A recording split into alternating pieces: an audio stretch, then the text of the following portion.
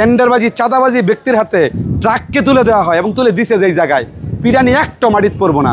শোক ছিল এখন শক্তিতে রূপান্তরিত হয়েছে, পিড়া একদম বিছাই ফেলবো।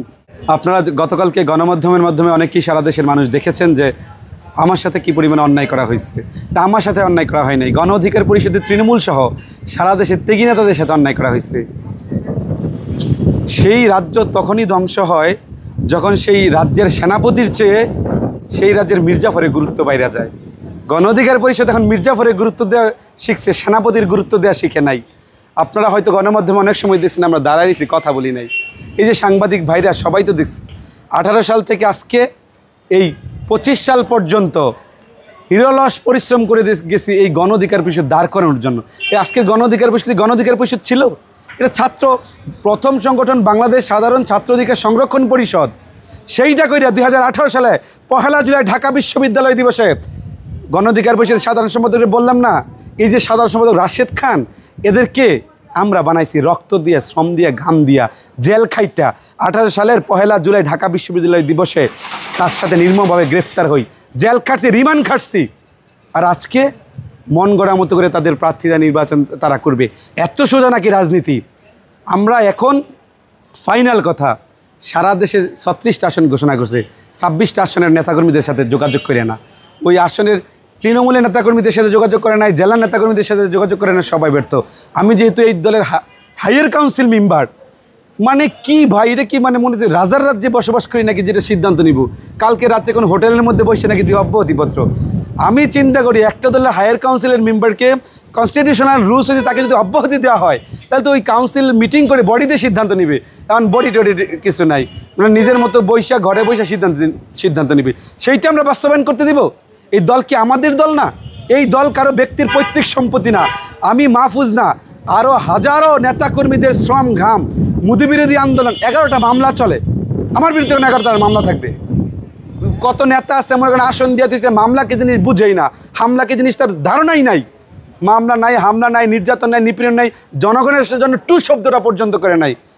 ওই তাদের আপনি ডোনেশন দিছে নাকি সেই জন্য মাথা বেঁচে ফেলবেন? নো, সেইটা তো হবে না। আমারা যদি আগেই বলতেন সাদা ডোনেশন লাগবে, আমি প্রার্থী দেবো, তাই ঠিক আছে, ওই দল আর টিকাইতাম না। গণ অধিকার পরিষদ বানানোর আগেই কইতাম যে আগে সাদার পিছে দৌড়াই, টেন্ডারের পিছে দৌড়াই, ছিনতাইয়ের পিছে দৌড়াই, টাকা তাই খাবলাটা দেন লাগবো। অথচ ত্যাগ করতে করতে একটা ব্যক্তি এতগুলো মামলা, এত নির্যাতন, এত রিমান্ড খাটলাম, রিমান্ডে থাকলাম, তারপরে শেষ পর্যন্ত তাদের মন গড়া ঘোষণা দিবে, সেইটা আমরা মানব না। স্পষ্টভাবে বলতে চাই, আবেগ আপ্লুত কণ্ঠে বলছি, দেশের আমার জন্য না, এই দেশের এই দলকে নিয়ে মানুষ স্বপ্ন দেখছে। ইতিহাসে বহু বহু বড় বড় দল নাই হয়ে গেছে, বিলীন হয়ে গেছে। আপনারা জানেন না কংগ্রেসের অবস্থা আছে, আওয়ামী মুসলিম লীগের অবস্থা আছে। আমরা চাই না গণ অধিকার পরিষদ জাদুঘরের কোনো রাজনৈতিক দল, জাদুঘরে থাকবে। সারা দেশের মানুষ স্বপ্ন দেখে এই দলের মাধ্যমে গণতন্ত্র পুনঃপ্রতিষ্ঠা পাইব। হাসিনাকে হটানো হয়েছে, এই দলে যদি আমরা মানুষ মাত্রই ভুল হতে পারে, সুষ্ঠু যদি বিচার বিশ্লেষণ করতাম, আজকে দল থেকে ছাত্র অধিকার পরিষদের সদস্য গিয়ে উপদেষ্টা পরিষদের সদস্য হয় না। আমাদের ভুল ত্রুটি নাই, দুনিয়া খালি যারা চলে যাবে অগৈ দোষ। ত্যাগীদের আমরা মূল্যায়ন করতে শিখি নাই। আর যেই সংগঠন, যেই দলে ত্যাগীদের মূল্যায়ন করা হবে না, গুণীদের মূল্যায়ন করা হবে না, সেই সংগঠনের ত্যাগী বা গুণী কখনো জন্মাইব না। ফাইনাল কথা, দল ত্যাগী উপদেষ্টা হয়ে গেছে, তা আমাদের তো উপদেষ্টার বাপ হওয়ার কথা ছিল, কেন হতে পারলাম না ভাই? খালি সব কনস্পিরেসি তাদের, সব ষড়যন্ত্র তাদের, whole those things the conspiracy একটা মাসিরে দিয়ে দিলাম। নো, অনেকে বলতেছে আপনার কেমন লাগে? কালকে হৃদয় নিংড়ানো ভালোবাসা, এই দলকে সন্তান সমতুল্য করে লালন পালন করে এসে বড় করছে। বহু দল হয়েছে, বহু দল হাত দেয়। মাহফুজ ভাই আসেন, ঢাকা বিশ্ববিদ্যালয়ে পড়ছি, পড়াশোনা তো করছি, গাজীপুর ক্যান্টনমেন্ট কলেজ স্টুডেন্ট, এলাকে মেধা মননশীলতা কিছুই নাই। হ্যাঁ, মেধা মননশীলতা লইয়া জীবন যৌবন দিয়া দল করছি, আজকে কার কাছে দল ইজারা দিছে, সেই ইজারা দেওয়ার দলকে আমরা। আর এই ট্রাক প্রতীক যারে মন চাইব তার হাতে তুলে দিব, এটা কি ইয়া নাকি যে মজা মারে ফজা ভাই, বৈঠা মারে শামসু ভাই? সেই কাজ চলবো না। ফাইনাল কথা, যদি কলঙ্কজনক ব্যক্তির হাতে, টেন্ডারবাজি চাঁদাবাজি ব্যক্তির হাতে ট্রাককে তুলে দেওয়া হয় এবং তুলে দিছে যেই জায়গায়, পিড়ানি একটা মাটিত পড়বো না। শোক ছিল এখন শক্তিতে রূপান্তরিত হয়েছে, পিড়া একদম বিছাই ফেলবো। প্রার্থীরা দিচ্ছেন তো মিষ্টি খাওয়ার লোক পায় না, আর মাহফুজের জন্য বিক্ষোভ মিছিল করতেছে, ভালোবাসে মন থেকে। আর নেতাদের জন্য আগে বুক পাইতে দিচ্ছি, গুলিটা বুকে লাগার জন্য বুক পাইতে দিচ্ছি। আর যারা কোনো খোঁজ নাই খবর নাই কইতে চান্দা ধান্দা করে না কি করব তাদেরকে প্রার্থী দিবেন, সেই ধরনের হবে না। আমি মানুষ ভুল হইতে পারে, বিপি নূরকে মাইনেই তো রাজনীতি করি, রাশেদ খানকে মাইনেই তো গণ অধিকার পরিষদে রাজনীতি করি, কিন্তু কেন এই অন্যায় অবিচার যখন মন চাইব যারা করবে তাদের বিরুদ্ধে কইছে না, যদি তুমি ভয় পাও তাইলে তুমি শেষ, যদি তুমি রুখে দাও তুমি বাংলাদেশ। সেই জায়গা থেকে অনেক ত্যাগী নেতা দল থেকে চলে গেছে। আমি চাই না আমার গণ অধিকার পরিষদ থেকে একজন ত্যাগী নেতা আর না যাক। তার জন্য কি করতে হবে? শুভবোধের উদয় হতে হবে। মন চাইলে প্রার্থী দিলাম ঢাকা বৈশা, not allowed to this organization. এই সংগঠন কারো পৈতৃক সম্পত্তি না, কারো একক ব্যক্তির না। স্পষ্টভাবে আমার একটা কথা, কালকে সারা দেশের মানুষ দেখেছেন, আমি একটাই দাবি, আপনাদের স্বপ্নের সংগঠন গণ অধিকার পরিষদ, এই সংগঠন যদি নমিনেশনের ক্ষেত্রে এইভাবে বাধাপ্রাপ্ত হয়, মন খোলা কাউকে বইলা দেয়, সেইটার মাধ্যমে হবে না। আপনারা আপনাদের জায়গা থেকে সৌজন্যমূলক প্রতিবাদ সবাই অনলাইনে করছেন, আপনাদের প্রতি আমি কৃতজ্ঞ। আপনারা ভালোবাসছেন, আপনাদের ত্যাগের মূল্যায়ন করার জন্য আজকে কথা বলছি ভাই, আমার জন্য না। রাজনীতি করার বহু জায়গা আছে, বহু সেক্টর আছে, বহু মানুষ ডাকতেছে। সন্তান তুল্য দলকে ছেড়ে কোথায় যাইব? আমার দলের বিরুদ্ধে, আওয়ামী লীগের বিরুদ্ধে 15 বছর, এই 7 বছর সংগ্রাম করলাম, মামলা খাইলাম এতগুলা, এখন দলের ভিতরে আবার কি ফাইট করা লাগবে? তাহলে কিসের দল করি ভাই? কিসের ত্যাগ, কিসের তিতিক্ষা? এই ত্যাগ তিতিক্ষাতে হবে না। সরাসরি কথা একটাই, যাদেরকে বুজুংবাজুংভাবে প্রার্থিতা দেওয়া হয়েছে অতি সত্ত্বর স্থগিত করতে হবে। তৃণমূলের নেতৃবৃন্দদের সাথে আলোচনা কইরা নতুন প্রার্থিতা ঘোষণা করতে হইবে। এই ছাগলামি মাগলামি কোনো প্রার্থিতার ভ্যালু নাই।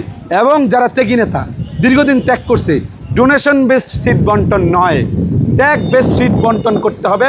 এবং তাদের মাধ্যমে গণ অধিকার পরিষদের ট্রাক যে একটি আমানত, এটা কি ওই যে আমাদের দলের কি কোনো শীর্ষস্থানীয় নেতৃবৃন্দর ট্রাক? এটা তো একটা আমানত ভাই, দেশের মানুষের দল, ত্যাগী নেতাদের দল। মোদি বিরোধী আন্দোলনে 58 জন গ্রেফতার হয়েছে, কই অনেক বড় নেতা তো আমরা গ্রেফতার হই নাই।